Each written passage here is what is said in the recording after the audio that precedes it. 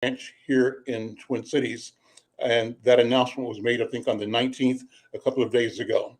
Um, I have the pleasure of interviewing two of the principals in that initiative here in Minnesota. And you'll see them on screen if you're watching us on Facebook, otherwise here on radio on KFAI. Uh, Kenneth Kelly is the CEO of the bank. He's joining us from Detroit. Kenneth, good to see you. Great And to see you, Al. Damon Jenkins is going to be the guy on the point here in Minnesota who lead the first Independence Bank in Minnesota. Let me start by Kenneth Kelly thanking you for being here, for joining the program, and for collaborating with a powerful group of players in Minnesota to bring something that has been talked about and needed for a very, very long time. And so let me ask you, Kenneth Kelly, to introduce the value proposition, the story of First Independence Bank, and how we've come to this moment where you're going to be opening a branch and growing your enterprise here in Minnesota.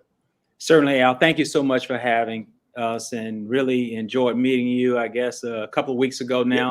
Yeah. And really just a high level of our story. It's a little bit very synonymous to what we're seeing today. Our story really started in 1967 in Detroit with the riots, the rebellion, based on police brutality. And the leaders in the market decided we needed to have an economic engine to really push our own destiny economically, and they created this bank. So we've been in existence now for 51 years and hopeful to parlay some of the infrastructure and the learnings over those 51 years into the Minneapolis market. Where we are today, you see great collaboration with partners like U.S. Bank, Wells Fargo, Bank of America, Bremer Bank, and Huntington TCF, to the point that now we've made an application and filed to the FDIC to really go ahead and be positioned to open up in November. We've identified our leader, who's now serving as a consultant with us, Damon Jenkins, who you see on the screen, who has a significant background with U.S. Bank and Wells Fargo. So we're excited to be here, and thank you so much for having us, Al. Let's talk about the proposition of banking. What does banking mean to our people? What should we be thinking about, talking about across the dinner table? Well, what should mothers and fathers be talking in front of 10-year-olds and 12-year-olds about commerce, about business, about finance? How do we make this part of our normal everyday conversation? What do you think, Kenneth Kelly? Al, you are spot on. This is a topic we need to talk more about. Sometimes when you are just surviving, you struggle with that. And so we're embarrassed to talk about money. But I think collectively, the African-American community could certainly be well served by making this a cornerstone of our dinner table discussions and our in front of the TV discussions and our on the internet discussions. We need to have this conversation more often. We know that money in a capitalistic society is the oxygen that supports us in society. And so what we would suggest is more conversations talking about these topics going forward, Al. And we want to be a part of that solution, Al. It's one of the reasons we're here with you. And we want to see you be successful being an African-American leader in media. We've got to support our institutions across the board if we ever expect that we are going to be supported by those who we'd love to do business with.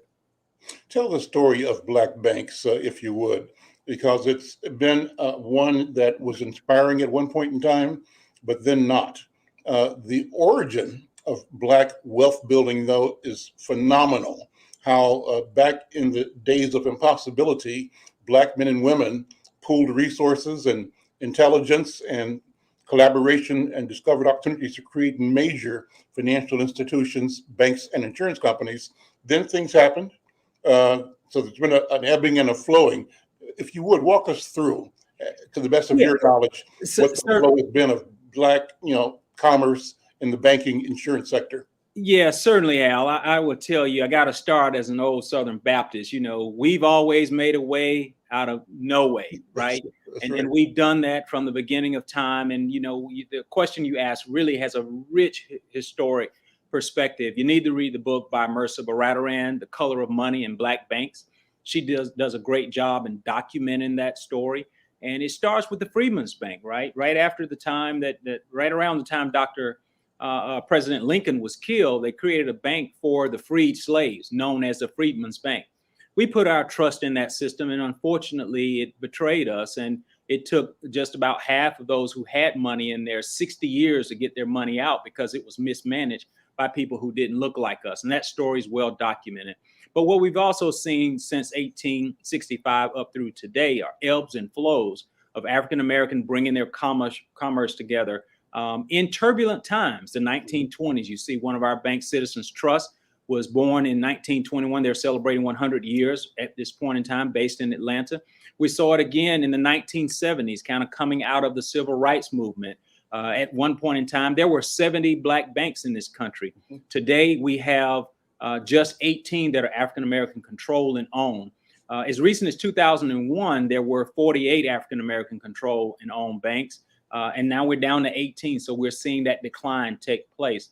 So what it says is we've got to figure out how to create the dollar in a manner that will support our efforts, whether that's banking, whether that's media, whether that's life insurance, et cetera.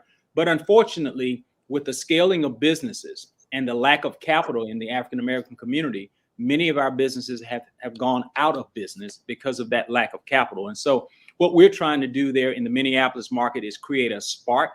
We know that bankers are beacons of hope, and hopefully harness some of the energy there from an economic perspective that could help African Americans and other underrepresented minorities. I want to commend you and your team for being able to strike relationships with those who might be perceived as competitors. But at the end of the day, the positive side of competition is that everybody wins. Right. That we compete with being better, doing better, serving better. And at the end of the day, the consumer finds a better quality of life, a richer environment to live and grow in, a healthier environment. So you've been able to create a relationship, you mentioned, with TCF Huntington Bank, with US Bank, with Wells Fargo, with Bremer Bank, and Bank of America. How did that come about, and how does it look? How does it work? Because the question is, an African-American business owner like Al McFarlane is excited that a Black-owned business bank is coming to town. At the same time, I've got a history of a great relationship with TCF Bank, for example, and with US Bank.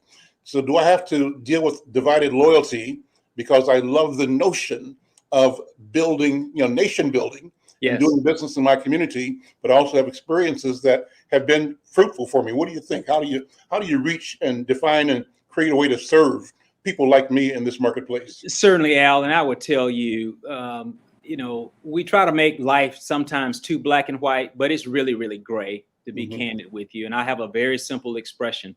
I don't need all of your money. I just need some of your money. And so that's not to ask you to betray people who have been in the ditch with you, who help you get started as a business person.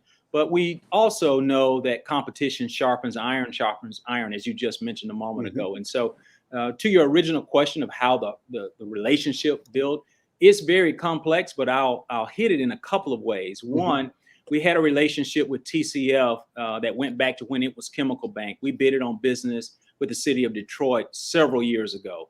And so that created a relationship. Greg Cunningham and I, who's a leader there in the market, we met 2 years ago at the Congressional Black Caucus. We also signed an agreement where we built a relationship based on the U.S. Treasury's Mentor Protege program. So that was a relationship. Wells Fargo is an investor in our bank, and also Bank of America. So many of these relationships that kind of naturally evolved really came about because there were 5 leaders in your market who basically said, let's put our brands on the shelf and find a way to work together for the betterment of those who are less fortunate in our community, in particularly the African American community. And so a guy by the name of Mike Jones and Donnell White, who's based in Detroit, reached out to me and said, we'd love to have your perspective. We'd love to talk with you about this. And hey, by the way, why don't you come meet the rest of the team? And so it developed from there, and to this point that now we filed an application, and we're looking forward to the continued work between those 5 banks and our bank under Damon's leadership there in the market. Well, what's important to me, Kenneth Kelly, is that there are so many unbanked people in my community. And I'm hoping that, among other things, this renewed attention, the renewed focus on the need of, the power of the resource access that banking represents can ignite people to, again, figure out how to find their own advantage in coming into the banking system, as opposed to being in a process of what I call perpetual victimization by using other sources that are out there like payday loans and Right. check cashing operations that at the end of the day rob us from my point of view. I see that my colleague and friend Greg Cunningham is here. Greg, good to see you. How you doing, man? Hey, Al, I'm thrilled to be here. Thanks for having me on. Thank you for being here. And before I go further, let me just announce to my listeners here on KFAI, this is Conversations with Al McFarlane. I'm Al McFarlane, and today my program focuses on an exciting new venture, the creation, the introduction of a new bank in Twin Cities. And Detroit's first Independence Bank is going to be entering our marketplace. It'll be the only and first new, anyway, Black-owned bank in Twin Cities, something that we've been talking about for ages, and now it's about to become a reality. Greg, I'm going to throw some credit to you, because I think it's been your doggedness and your raising of questions that caught the attention of people inside the U.S. Bank Organization and other organizations that together decided that collaboration is the appropriate strategy for addressing what appeared to be daunting issues. You know, there was an issue of general hands-off or neglect that the Black community was experiencing, but which I think came into sharp focus with the death of George Floyd and the pandemic of COVID-19. These things together create a unique set of problems, but a unique set of problems also create unique opportunities. And I see all of you responding to that. Greg, thank you for being here. Just an opening comment, and I'll come back to you in a second. What did you feel from way back when in addressing the question of how banks can be effective in our community? Well, what was important, Al, and Kenneth touched on this in his remarks. And lean into your microphone for me. What was important to me, Al, and Kenneth touched on this a little bit in his remarks when he talked about the Freedmen's Bank and the period both prior to emancipation and what followed. If you recall, Al, there was a time in this country when the Black leadership met on an annual basis, where the leadership of the Black community in this country would come together and talk about what our shared agenda was and how we could move forward together. And what struck me as really critical in the wake of George Floyd's murder was that what we needed was some sort of alliance of alliances, that there are a lot of people doing a lot of great work, Al, both individuals, organizations, and people like yourselves and many others who have boots on the ground every single day. And what is different this time that has been missing, in my opinion, is a way for us to catalyze bringing all of those folks together, the Black community sort of aligning around a shared agenda, and then the business community and others supporting that agenda. Said differently, Al, this notion of Black-centered design. And, a number of us Black leaders got together very early on, starting with members of the Belay and many others. And we reached out to a number of organizations and individuals and said, we want to create this alliance of alliances. And the alliances aim to really do three things. One, to create a shared agenda. Two, to make sure that we were committed for the long term.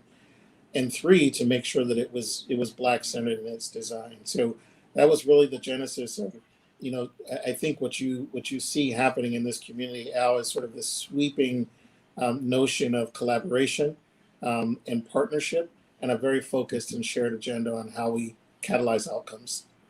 I think it's consistent with the story of our community and of our ascent towards freedom and engagement. Kenneth Kelly, would you sort of build on that and talk about your personal story, how you got into banking and what made you set you on the path that you're on today in the banking and finance world? Well, Al, it's a very interesting question, and I don't know if we have enough time to cover all of it, but I will tell you that, I had a great career. I'm an engineer by training, worked for a company by the name of Southern Company, and really got to learn a lot of the nuts and bolts of doing business, from engineering to marketing, finance, corporate finance, human resources, supply chain management, marketing, and most importantly, mergers and acquisitions. And so I got to a stage in my life to where I was able to retire right after my 50th birthday, or right as I approached 50, and made a decision to come and look after our family business. The history of this bank: it was purchased by my cousin in 1980, who was a music producer, which is a commonality there with the city of Minneapolis. He produced all of Johnny Taylor and Marilyn McCool, Billy Davis Jr., You Don't Have to Be a Star, and owned a studio there in Detroit, United Sound, where Aretha Franklin, Anita Baker, and so many others. But long story short, Don parlayed his money into buying this bank in 1980 to save the bank, actually, because it was coming out of the Jimmy Carter era. Mm-hmm. And he ran it successfully through 2015, and I ended up becoming a trustee in 2014, I'm sorry, when he passed 2015. And so we decided to go ahead and to get engaged in this, because we recognized that there was a way to have an impact on our community. And so for me, watching what we were doing and what we were trying to accomplish, it just became a great vehicle for us to have an impact. And so we ended up becoming the leader of the National Bankers Association and meeting individuals like Greg and so forth. So if I had to sum up the story, mine started humble beginnings. I come from a blue collar working family. I have 4 generations all buried inside of a 25-mile radius in Barber County, Alabama. But with hard work and love, I would say to your listening audience, your kids can achieve and do anything that they desire. Let me throw a couple of things out at you. One, I have business partners in Detroit. One of them deceased, Charles Kelly. You might have known Charles Kelly, who owned the Michigan Citizen newspaper, but I also did business with the famed Detroit part of the Defender organization, the Michigan Chronicle. Yes. And, you might have known Sam Logan. I don't know Sam, but I know the current leader there, Hiram Jackson's a good friend of mine. Hiram's a good friend of mine as well. So yes. My regards to him, and a visionary coming out of music as well. So consistent with what you're doing. So, the question is this idea of generational wealth. And I'm so glad you mentioned 4 generations that are connected in Alabama. I ask you, and I'll ask Greg and Damon to talk about, how do we train our attention as a community, as individuals, to think about the things we do today having an impact 7 generations into the future? How do we sort of refocus and create a new gravity, a new intensity in our ordinary steps and breathing, so that these activities are with intention, delivering a result 7 generations down the road? What do you think, Kenneth Kelly? Sure. I would say it's all about, your personal motivations, right? I'm sitting in the seat that I'm in because of sacrifices made by my parents, by their parents, by many others, in basically having to deal with the humiliation that they had to deal with, doing jobs they didn't want to do, making sacrifices so I can get an education. And that happens for families, in particular African-American families, all across this country. And so when I, start with that as my motivation for what I am doing now for my kids, it is about self-sacrifice. And so many times we get caught up in materialism, but the reality is your legacy won't be about the material things you possess. It's going to be the philosophical things that you passed on. And so I would say, as a parent, even in the midst of all your struggles, we've all been there, where we're just trying to pay bills, keep the lights on, and hopefully not be evicted. What is it that you are passing on to your family in a way that when you're gone, because we all know we're going to leave here, in such a manner that will instill them and inspire them to do better. And so when you start with that as your basis, then money becomes an oxygen, so to speak, to figure out how to pass that philosophy on in a way that hopefully they can breathe a little bit easier. Talk about your own family story a little bit more, if you would. I love doing the genealogy reports. Have you done personal genealogy, so you know more about your personal ancestry? Yeah, we have, and I go all the way back to a slave who ironically was brought to that 4-county area, Barber County, Eufaula, by a Scottish banker from South Carolina. Beyond that, we've had to do the DNA test, and it takes us, back to the west coast of Africa. But that's as far back as we've gone, and that was into the early 1800s. So we have family members that again, kind of spawn and geometrically kind of bring us to that point where it then kind of goes in the opposite direction. But yeah, we certainly have done that. And that's just, I just find that as a rich opportunity to learn about yourself and to understand why your family acts and behave the way that they do.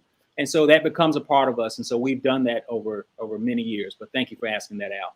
Well, I think it has to do for me, Ken and Damon and Greg, with the notion of identity. How do we forge an identity of ourselves individually and our families and our communities and our culture? An identity that moves us more consistently, more steadily, more confidently into a future that is bountiful and that is productive and that reflects who we believe, who we articulate that we really, really are inside. And the family, to me, is the way to do that, as you're doing. Greg, you're nodding your head. I'm just talking, but I'm interested in feedback. How do we move our community into a definition of self that is the epitome of prosperity, of frugality, of good decision making, of lawfulness, right? Of character? What do you think, Greg Cunningham? For me, Al, it all starts for me with sort of a more honest analysis of history and where and what we come from. We have a tendency in this country, Al, to really romanticize history, and the truth of the matter is it's quite nuanced. And I think the history, the history that's been shared with us, both through our experiences and in our homes, I think we have to do a better job of sort of telling our history and creating that lineage and that legacy in our children. I was always sort of taught to question and analyze things that not just for their face value, because that, as James Baldwin was fond of saying, like sometimes we become co-conspirators in our own demise because we start to believe the things that were taught to us about who we are. And I think we have to redefine who we are, who we come from, and what are our hopes and dreams, and think about things like financial health as part of our total health. We know that the social determinants of health include our physical health, our social health, our mental health, our how we show up in community, and certainly our financial health. And I think we've got to begin to have conversations about total wellness and how each one of these components that we have control over, and we have control over our behavior and the decisions that we make, and taking more accountability for the own decisions we make in response to all of the things that have been perpetrated upon us. But our response to that is something that we control.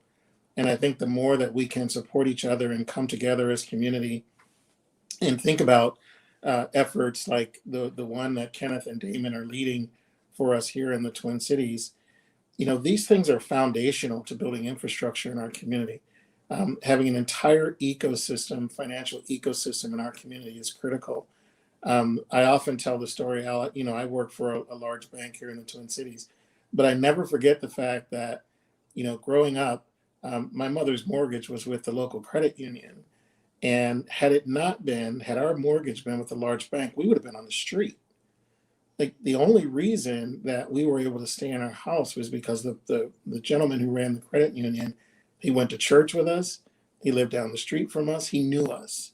He was from our community and so when we get back to having ownership of those basic needs that support our community, that's how we begin to build. And it's one block at a time.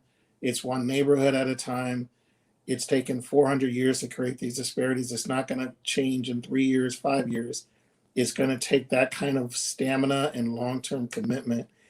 And so I think us really, I kind of said it well. And, there are times when we have to sacrifice the immediacy, the gratification of immediacy, and think about what's coming behind us, because those who came before us weren't just thinking about themselves. They were thinking about all of us and we truly are the byproduct of their sacrifice. I'm Al McFarlane. This is Conversations with Al McFarlane. My guest, you just heard Greg Cunningham. Greg is a friend and a personality, not only here but around the country. He's the Vice President for Global Inclusion and Diversity at U.S. Bank, but you might have known him from his excellent work at Target prior to that, and prior to that, excellent work at United Negro College Fund. Been a fixture and a pillar in the community for a long time, and he's still a young guy, and a great family man.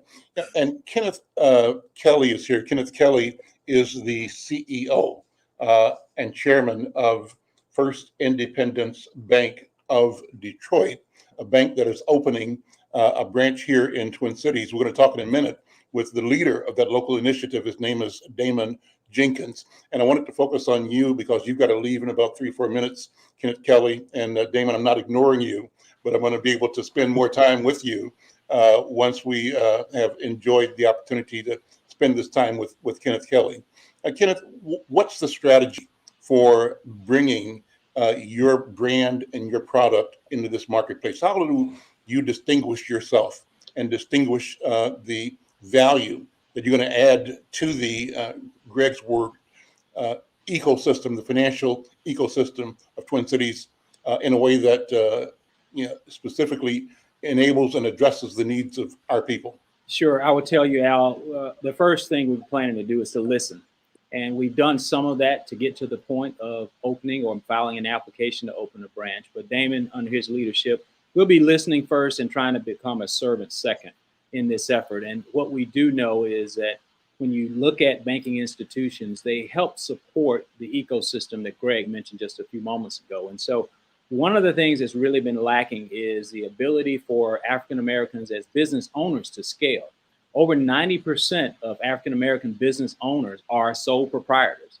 And that's no, hit on them. But the reality is we need to figure out how can they scale. And it's going to take part of the strategy. Al, as you and I talked about a week plus ago, I need to have conversations with you and your peers, Pete and Harry, to talk about how do we incorporate our African American media. We need to talk about some of the Black businesses or African American owned businesses, the Hmong businesses, the Muslim businesses in that community to be positioned such that when we have discussions with corporate leaders in that market, we can have competent discussions about building infrastructure that could support our communities, because that ties into hopefully more jobs, which ties into in shrinking the home ownership gap there you have in Minnesota. So I would say at a high level that's part of the strategy. And we want to be a part of the solution. We're not going to be, as Sandra Samuel would say, we didn't come as the sage on the stage. This is one of those where we're going to try to lock arms with those who want to lock arms with us and hopefully roll in the right direction to help mitigate some of these differences that Greg just mentioned ago that's not going to get solved overnight. Will we be seeing you in the marketplace from time to time, Kenneth Kelly? I know you've got able leadership locally here, but will you be here often as well? Absolutely. We'll be there from time to time, but Damon's going to be our leader there in that market, and we're going to give him all the support that he needs to hopefully be very successful there in reaching out to the community. But bottom line is we're going to certainly make ourselves available, Al. Kenneth Kelly, thank you so much. Thank you. You all take care. We'll be seeing you. All right. Thanks, Al. Damon and Greg. Hi, Greg. See you, Damon. You can. Damon, let me jump to you. Thank you for being patient, and thank you for the role that you're shouldering in bringing this new product into the marketplace. Let me read from your mini bio here. Damon Jenkins works for First Independence Bank as a senior vice president, regional consultant for Twin Cities. In this role, he directs all facets of operations for the retail branch offices in the Minneapolis area. Jenkins defines sales and services initiatives for the region. He develops objectives and measurement standards and monitors each branch performance. He ensures the branch administration teams conduct operations and provide the service and product offerings that meet the needs of customers in the Minneapolis region. He's been in the banking industry for 14 years. Prior to this, he worked at Wells Fargo as the vice president and district manager for Wells Fargo's downtown Minneapolis district. He also served as vice president, district manager at U.S. Bank's Minneapolis. He's skilled in employee development, coaching. He's a leader in diversity, equity, and inclusion. He served as the co-chair of the Wells Fargo Black African American Employee Resource Group, and he serves as an executive member in the African Development Center. He volunteers with various local nonprofit organizations in Twin Cities. Graduate of the University of Minnesota, Twin Cities campus, BS degree in educational psychology, and spends time outside of work.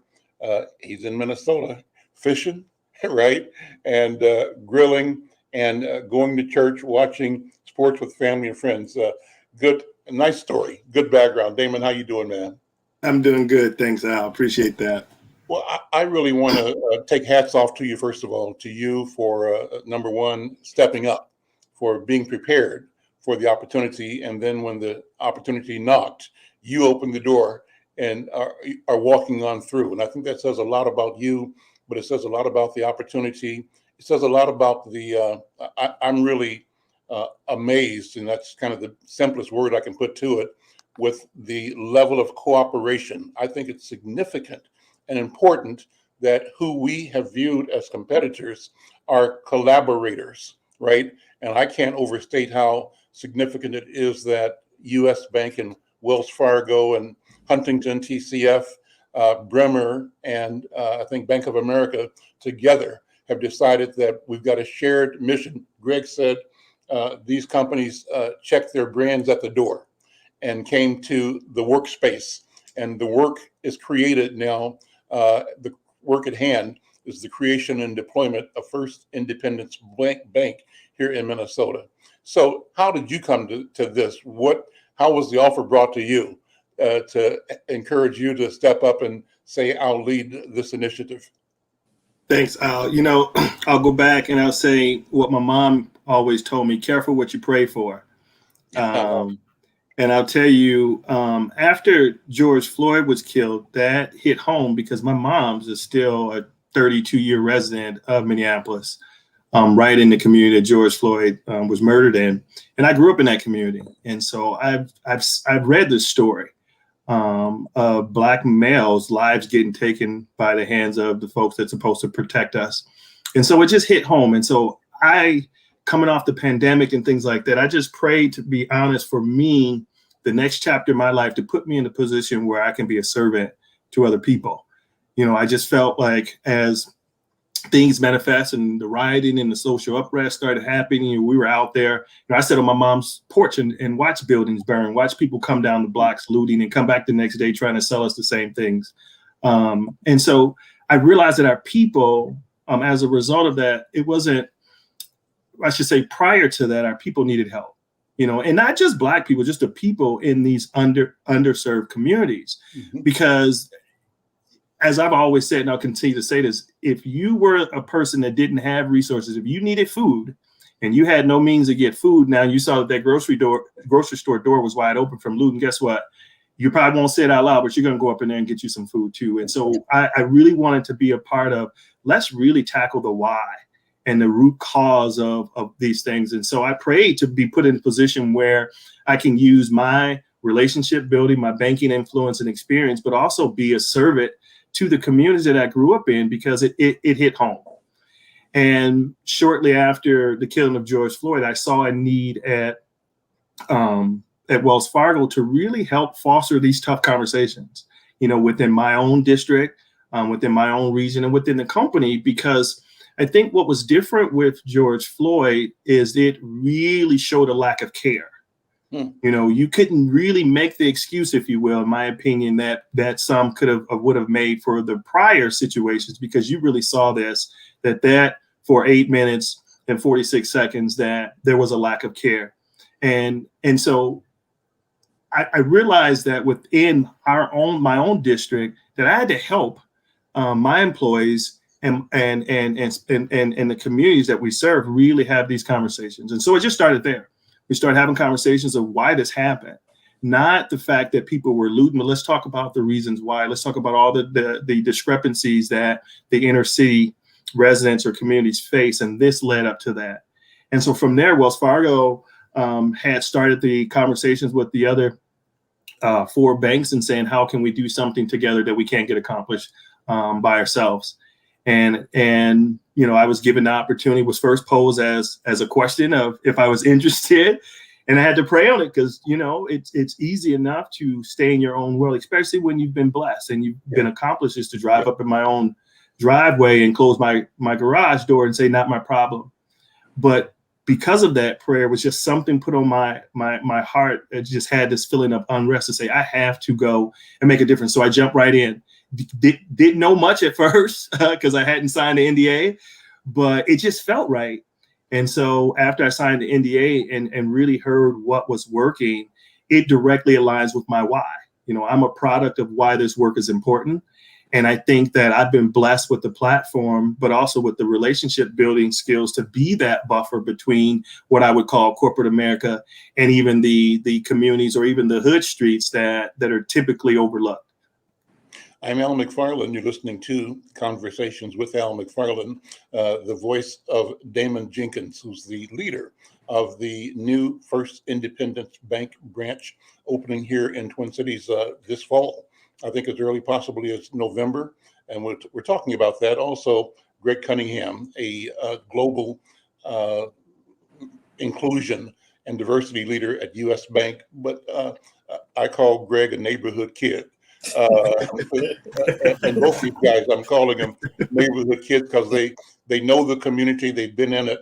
And so, Damon, let me ask you more about that. I'm so glad you shared about your mom living over in South Minneapolis, close to Ground Zero. I call the location of that tragic incident Ground Zero for the world. The entire world witnessed something that was intolerable, that was evil, and that was unacceptable. And I think the entire world felt at one level or another the way you felt, called to pay attention, to examine anew, and to question things that we had chosen not to look at and not to question, and to let our shorthand allow us to gloss over these inequities and these disparities. But now the issue was brought to us in a way that compelled our focus and our attention, and many have been and continue to respond to that. I think this initiative is a reflection of the need to respond, and it's not the only one, but it's an important one. But tell me more about your growing up. Were you and your family born here in Minnesota, or did you come here from somewhere else? So give you a little bit of my background. So I wasn't originally born here. I was originally born in Kansas City, Missouri. That's my hometown. It's my hometown. Okay. All right. Good. Chiefs fan, I hope. No, but go ahead. But and so my mom, I'm the youngest of seven. Mm-hmm. It's 5 boys and 2 girls, and my mom raised us all by herself. And so again, as you think about what the average urban household go through, I lived that. My mom moved us here for the resources. At the time, Minnesota had great resources. So we moved here in 1988. Mm-hmm. And I remember hearing my mom try to sell us on why we should move and convince us. And she just said point blank that I'm trying to make a better life for you. Mm-hmm. And in Minnesota, even though it's cold and you can't shoot fireworks on the 4th of July, because that's back before you could shoot fireworks here, there's resources out there that's going to really help you guys and benefit. And so she moved us here. And as a result of that, I grew up in what they would call Minneapolis public school systems. Mm-hmm. And I, again, lived the discrepancies. I as a student. Where'd you start living? Where did you live?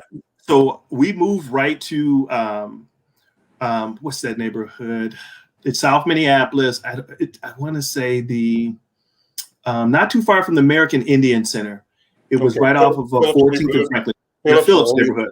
Yep. So we first moved to Phillips neighborhood, mm-hmm. and we rented there for about 1.5 years. And then my mom got her credit together through Acorn. Mm-hmm. They helped her out, and she bought the home in 91, mm-hmm. Right off of Chicago on Lake Street, where she's been for the last 30 plus years. It's still weird not to see Robert Shoe Store there, that iconic building there. But we grew up, and like I said, growing up in Minneapolis, understanding that it's the most or segregated part of Minnesota, I lived it. I can recall just growing up and being mindful not to walk down Chicago from Lake Street towards George Floyd Square, Ground Zero, in a group of 5 or more, to prevent from being placed on the ground or on top of a squad car. And so those were our lived experience. But I'll tell you something that, again, you talk about, and I'll use my good friend and colleague Houston White's words. You talk about mixing culture and capacity here, right? I remember the local Boys and Girls Club, the Jack Cornelius Boys and Girls Club. And I remember that summer that we first moved here, my mom's got us memberships there. She didn't pay a bill just so she can afford for my brother and I to get a membership at that Boys and Girls Club. But now that I realized what she was doing was giving us a place that was different than the hangout spot, giving us a place to go and connect us with more resources. So as a result of that, I got into basketball. As a result of that, I got into public speaking. As a result of that, my brother got into singing. And we met a Black leader at that time at the club named John Hardiman. You may know this guy. Sure. And I remember at 12 years old, he taught me how to tie my first double Windsor knot. Mm-hmm. And what he told me was, you know what, I'm preparing you for the future, because when I'm done with you, you'll be tying a lot of those. Wow. And the accountability and the inclusiveness just there. So when you think about, again, the resources that's needed for people that grow up in our communities, I was exposed to that. So then I went to Anderson Elementary School. I went to Sanford Middle School. I graduated from Minneapolis South, went on to the U. And so I'm a Minneapolis guy. I lived in St. Paul. I am homegrown. But one thing I'll tell you is that the things that we are creating here with this ecosystem is going to ensure that we really play more in this equity space, because that's what it's all about at this stage of the game. We've been knocking on the diversity and inclusion space for far too long. It's time now to start to create equity. And I'm just excited because this is going to be something that definitely puts us down that path. Talk about your own family's legacy and history. You mentioned your mom, Kansas City. I grew up at, just so you know, 28th in Brooklyn. Okay. Oh, yeah. City. Then from there, I think 32nd in Indiana, around the corner from Central High School. And after there, at 44th and Elmwood, that neighborhood, and went to Westport High School. So you know where I've been before our family came to Worthington, Minnesota, with my dad's job at the Armour's Packing House.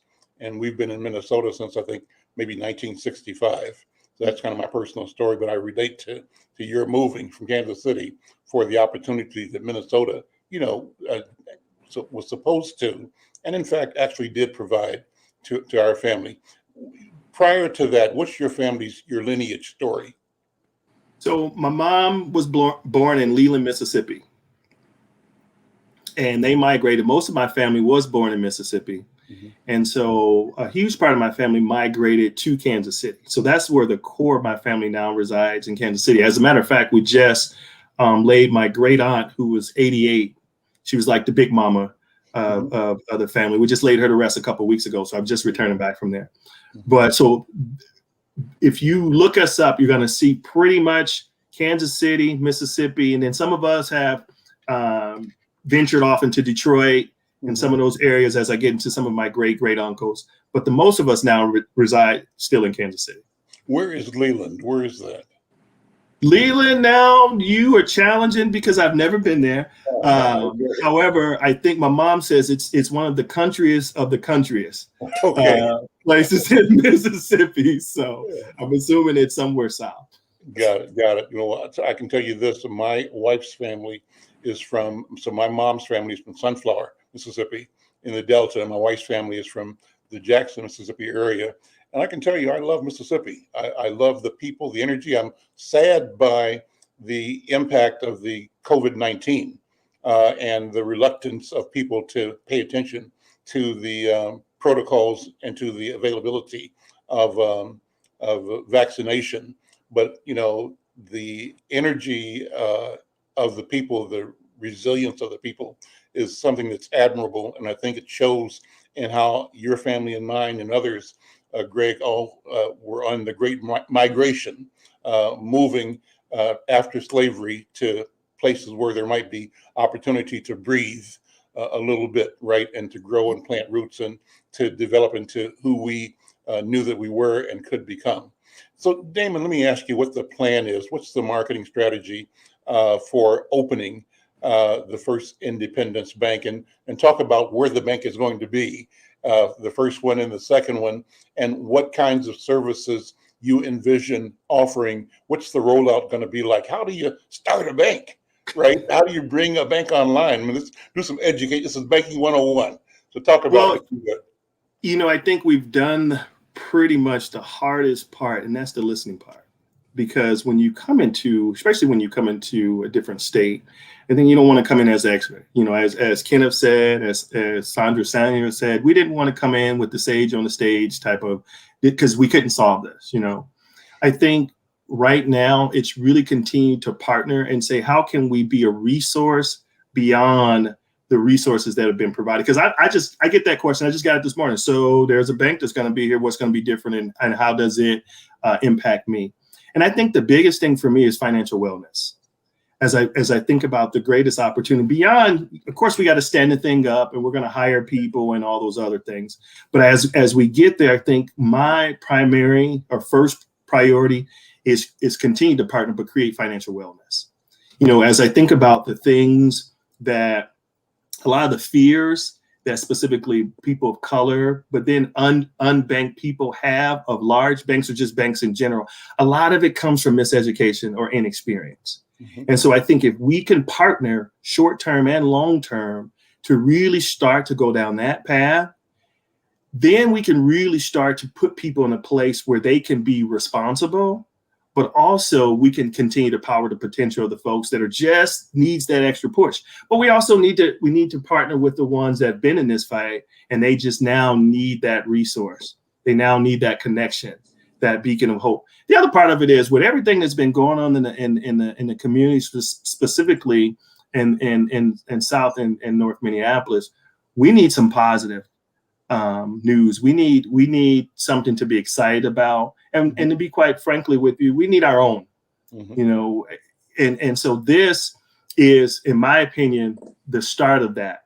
The other part of it is understanding that our primary goal is to really service the African American community, but beyond the African American community, there's other subcultures in our communities that are underbanked as well.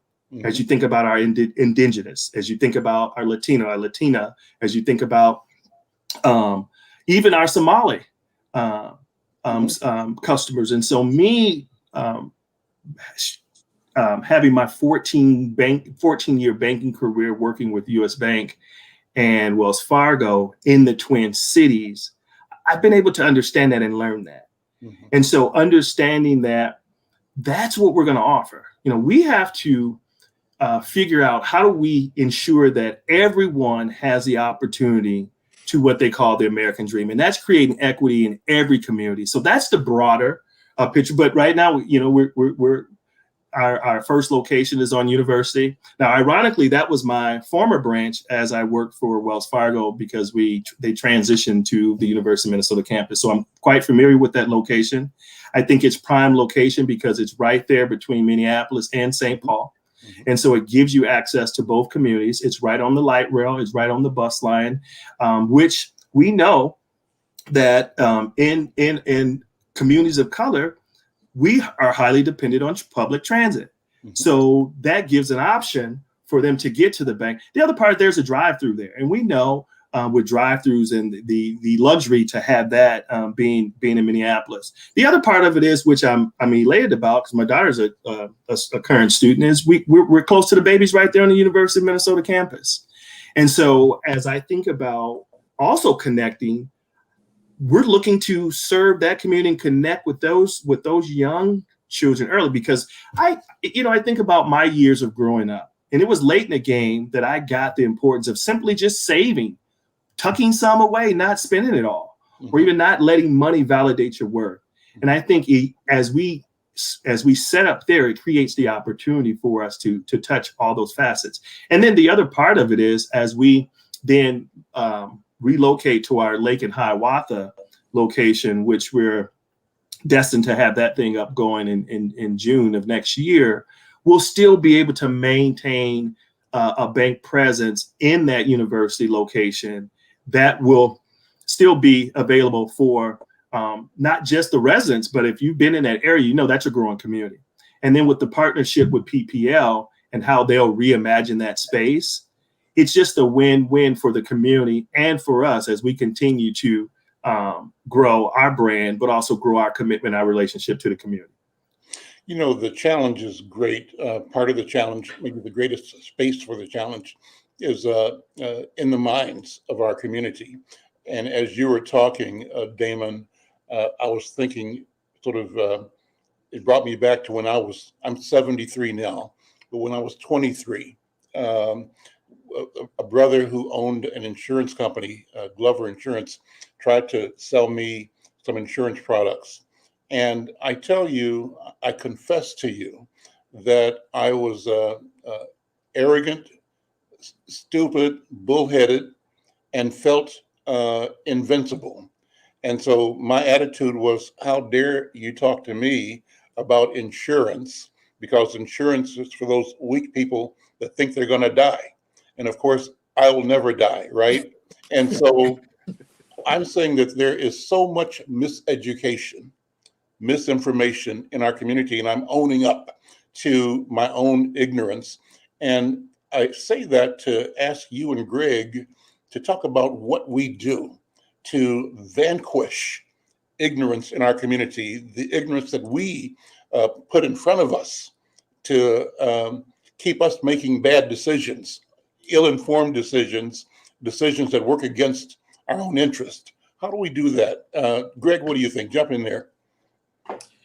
I think nothing changes behavior, Al, more than seeing people who share your circumstance, have success and prosper, and be willing to share how they did it. You know, I think we have to rely on each of us to make sure that we are considering ourselves the educators, that we accept the responsibility, as Damon talked about, around financial wellness, to talk about, how we've gotten to the places that we've gotten.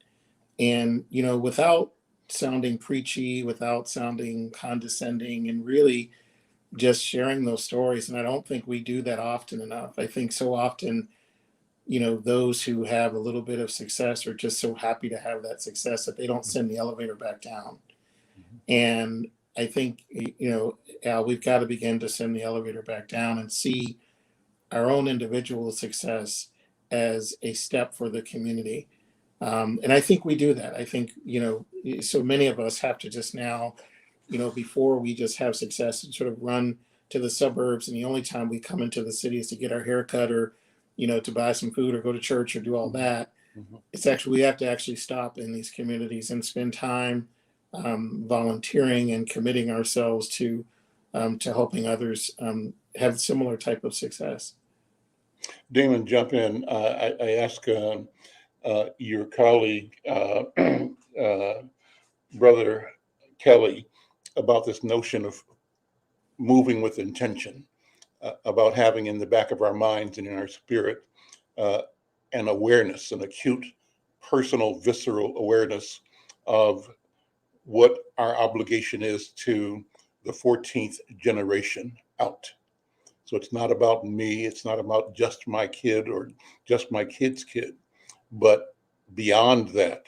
What do you think about that question that I raised, and how do you see yourself responding to this longevity, the long arc of the development of our people and of humanity itself? What do you think, Damon Jenkins? Well, I think it's definitely a marathon and not a sprint, just because it's not going to happen overnight. But I do think we got to get our subculture back to thinking beyond today. I mean, as has been touched on earlier, we can get in crisis mode where we're just trying to survive. We're just trying to maintain. And so we have to move past that, and we have to really start to plan. and really think, and then own what we can own. Everyone in some point at time have some type of cash flow. And so you have to be accountable for what you're doing with it. And so I think that there's a piece there. The other part of it is exposure. I think you have to see different. You have to be exposed to different to do different.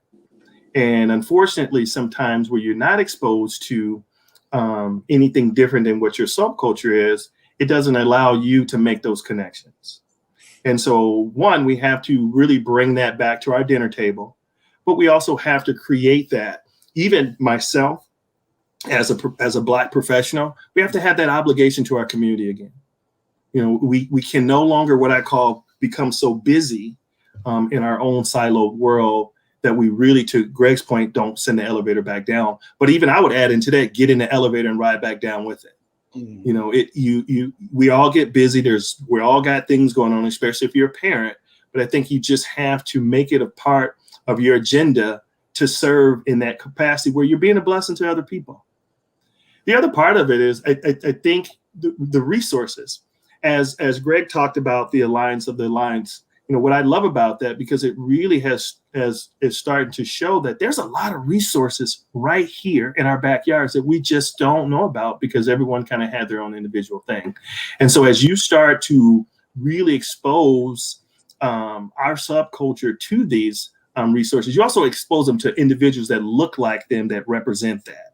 And that would be my last piece is, if I can see more people in banking, if I can see more people, more Black people, or more people of color in the professions, then it gives me something to strive for. It gives me another sense of purpose. And then for self-obligation and accountability, I think you really have to want better to do better. Greg, I'm going to let you close the program by responding to this question of vision. I really appreciate the ideas you've brought forward today. I often tell people in your company, Greg, that Insight News itself got launched. We started because we had the support of John Warder. John Warder is a Black man who was the leader of First Plymouth National Bank on Plymouth Avenue, where there's a daycare today and across from what was the shopping center, which is now Yearrock. But that institution and that leader, that individual, listened to me as a young firebrand and believed when I came in saying I'm going to change the world by creating my own publication, and committed to running back page, full page ads for the launch of the publication. So that was how much power and how important that relationship is. And I'm hoping that me sharing the story will enable and motivate both of you to continue having that kind of impact on the lives of young entrepreneurs in our community. But I'll close with this, Greg, you got about a minute. What's the vision? What are you seeing in your mind's eye that we can accomplish in this arena? To me, it's all about access, Al. And I think we all benefit when we have communities that are economically viable. And when there's economic vitality, that's great for everyone. And so the vision is that we create a region, we create a city, we create communities that are vibrant, that everyone considers their community, and they're not drive-by communities anymore. They're communities where all of us are thriving and prospering together. And I think to the point that Damon made, we have to make sure that that our young people are exposed to successful business people, that the only billionaires in our community aren't just in entertainment, that we expose them to successful business people in all aspects, because our culture is so rich and the talent is so deep. I think our responsibility as a business community is just to continue to support small businesses and entrepreneurs so we can just keep continuing to create jobs and economic mobility in our community. I want to close last 30 seconds, Damon. How do people reach First Independence Bank? If they're curious by virtue of this conversation and they want to bring their deposits or ask questions, how do they line up to do business with you? Well, more to come on that as we are finalizing the specific channels. But right now, feel free to email me at djenkins at firstindependence.com. And I'll be politely and gladly glad to facilitate those. Awesome. Gentlemen, thank you so much. We'll see you next time. I'm Al McFarlane. This is Conversations with Al McFarlane. Take care.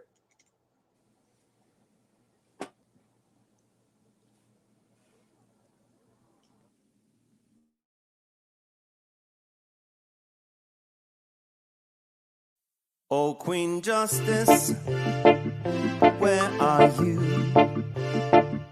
Did they beat you up or no? Lock you on the ground, take the crown away from you?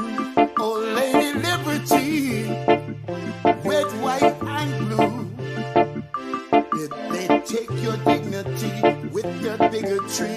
Teach you that you're born to lose. Free or guilty, it's gonna get filthy. Better believe, roll up your sleeves. It's gonna get rough, it's gonna be tough. We all agree, we've had enough.